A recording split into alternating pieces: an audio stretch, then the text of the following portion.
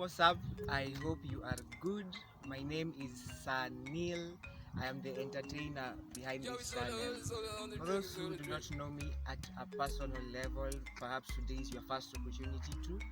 I am a lot of things in this life, but the one definition which captures all that is that I'm a thoughtful citizen committed to change. That is what I do in everything that I am involved in. I'm a writer for a local daily, and I have a personal blog known as Wakili Akili on WordPress. I am a musician, as you well know. I play the saxophone, I write songs, and I sing. And I'm also a student of law and an advocate in the making. And in all these things, the common denominator is to influence change. Today, I'm here to present an interesting thing known as the Vile Unataka series. This is a feature that is aimed at perpetuating the message of living life unapologetically, and it's featuring stories of people to give it that personal touch. Now, the interesting story behind Vile Unataka is that 2020 taught us how short life can become and how frail human life is. So one day I got up and went and got dreadlocks, and it was a move that received admiration and censure, but the former in greater measure.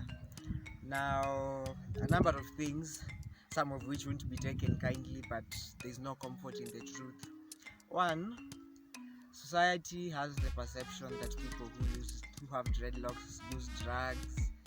It's a mungiki kind of thing. What? If you listen to that song, there's a line that says, "Pedi wangu amenyoa kipara."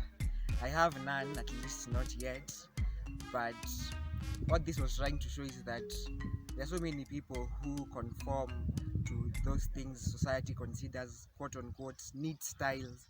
The people who are messing up this country today are people who are dressed in very nice suits and ties and look all good, but the things that they do are very wrong, as opposed to some people who have those things society disapproves but do not do things that harm others.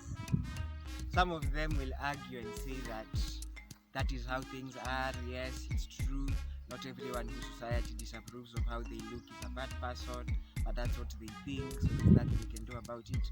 But I believe that that's a perception. Perceptions are learned. No one is born being told that certain people are a certain way. You are taught it and you learn it. And if a perception can be learned, it can also be unlearned.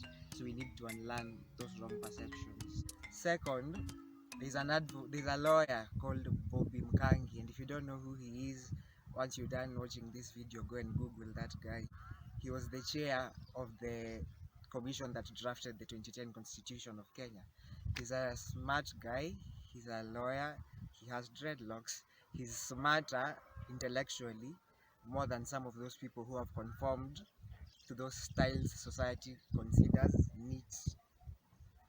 Thirdly, if you look at this place, this is clay soil. If you learned what were GHC, social studies, Moya Tebere, this is the kind of soil that exists there. When this place rains, if you don't own a four-wheel vehicle, you can't leave this place because this soil has a property of lodging, of holding, retaining so much water.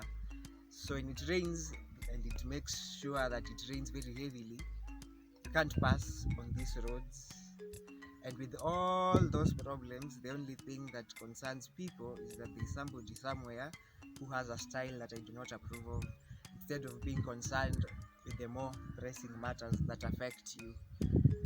Human beings are interesting people. The politicians who you elect, who are answerable to you for not making these roads, you cannot question them. Me, you have no jurisdiction to ask questions. I'm the one who you want to start chasing around to conform with what you want. So me writing Vile Unataka was venting out that anger that I had to these perhaps people who do not have things to do with their lives, I don't know, or people who are unnecessarily nosy. And it was an inspiration to people to do their thing how they want, because more than ever, that was one time when I learned at a more personal level how people are so concerned with things that are none of their business. So in this series, our aim is to perpetuate the message of everyone living their life how they want to and doing what makes them happy. Human beings, if you let them walk over you, they will do it. They will still have the audacity to complain that you never lied down flat enough. For me, my parameters are simple. Whatever you do, provided it does not harm other people.